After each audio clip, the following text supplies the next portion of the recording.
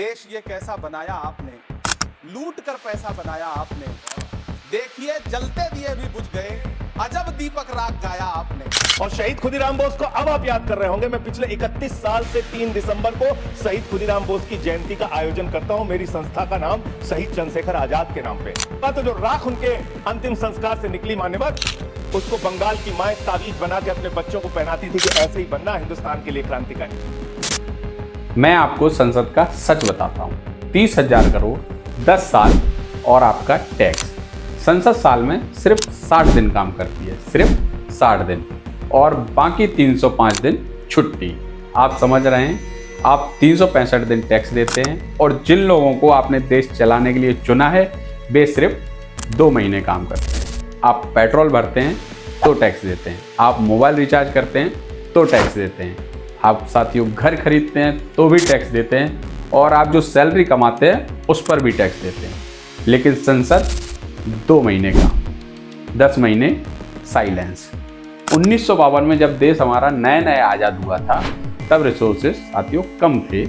जब सिस्टम खड़ा किया जा रहा था तब एमपी की सैलरी थी 400 रुपये पर मंथ। आज साथियों सैलरी है 3 लाख रुपए से ज़्यादा, वो भी पर मंथ। और यह सिर्फ सैलरी नहीं है, free Bangalore, free air travel, free rail travel, पूरी फैमिली का free medical, free staff, free security. साथियों मेरा सवाल बहुत सिंपल है, इतना सब लेने के बाद देश को मिला क्या?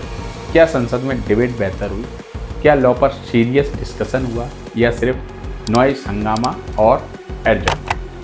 साथियों सच तो यह है कि संसद में काम कम हुआ है और ड्रामा बहुत ज़्यादा हुआ है।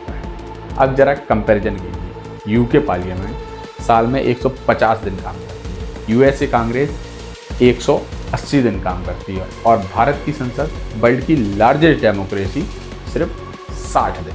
साथियों आकार सबसे बड़ा, सीरियसनेस सबसे कम, और फिर हमें बताया जाता है फंड्स नहीं है।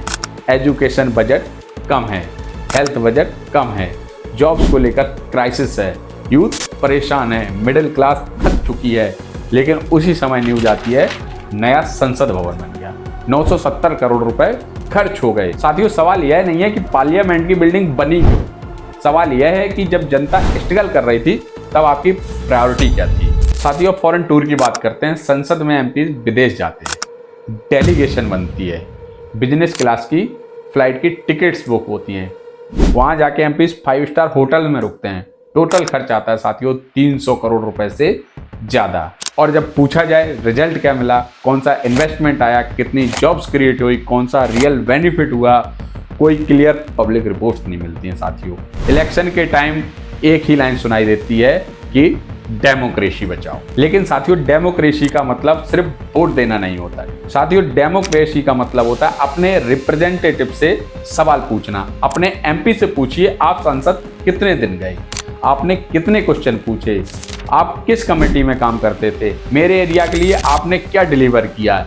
यह सारा डेटा ऑनलाइन अवेलेबल है, लेकिन हम चेक नहीं करते क्योंकि हम पार्टी देखते हैं, परफॉर्मेंस नहीं। और जब वोटर परफॉर्मेंस नहीं देखता तो एमपी परफॉर्मेंस करेगा क्यों? सिंपल लॉजिक है, डेमोक्रेसी में एमपी बॉस नहीं होता, बॉस होता है वोटर। और जब बॉस ही साइलेंट है तो सिस्टम को काम करने से क्या मतलब? अगर आपको सच में चेंज चाहिए तो नेक्स्ट इलेक्शन से पहले एक काम जरूर कीजिए, पार्टी का नाम साइड में रख दीजिए, स्लोगन इग्नोर कर दीजिए, और सिर्फ एक सवाल पूछिए, इस व्यक्ति ने पिछले 5 साल में क्या किया? क्योंकि पार्टी बदल सकती है, गवर्नमेंट बदली जा सकती है, लेकिन परफॉर्मेंस का रिकॉर्ड झूठ नहीं बोलता। और अंत में साथियों मैं कुछ लाइंस कहना चाहूँगा। यह देश इमारतों से नहीं चलता, यह देश नियत से चलता है। संसद सिर्फ दीवारों का नाम नहीं, वह जनता की आवाज़ का घर होता है। जब सवाल चुप हो जाते हैं तो डेमोक्रेसी भी धीरे धीरे सो जाती है। तरक्की वहाँ नहीं होती है जहाँ खर्च ज़्यादा होता है, तरक्की वहाँ होती है जहाँ अकाउंटेबिलिटी ज़्यादा होती है। और इसी के साथ बस इतना ही, देश आगे बढ़े इसके लिए संसद को चलना होगा, और संसद को चलाने के लिए वोटर को जागना होगा। यही डेमोक्रेसी है, यही रिस्पॉन्सिबिलिटी है, और यही असली डेवलपमेंट। तो साथियों कैसा लगा ये मेरा वीडियो कमेंट करके बताएं, और अगर सच में आप एक जागरूक वोटर हैं तो जल्दी से मेरे इस वीडियो को शेयर कर दीजिए, ताकि लोग अपने एरिया के सांसद जी से अगले इलेक्शन में सवाल पूछ सकें कि आपने मेरे क्षेत्र के लिए क्या किया है। ऐसे ही और वीडियो देखने के लिए वीडियो को लाइक करें और हमारे चैनल अपॉलिटिकल अमरेंद्र को सब्सक्राइब करें, बेल आइकन को दबाएं। चलिए मिलते हैं अगले वीडियो में, तब तक के लिए नमस्कार और धन्यवाद।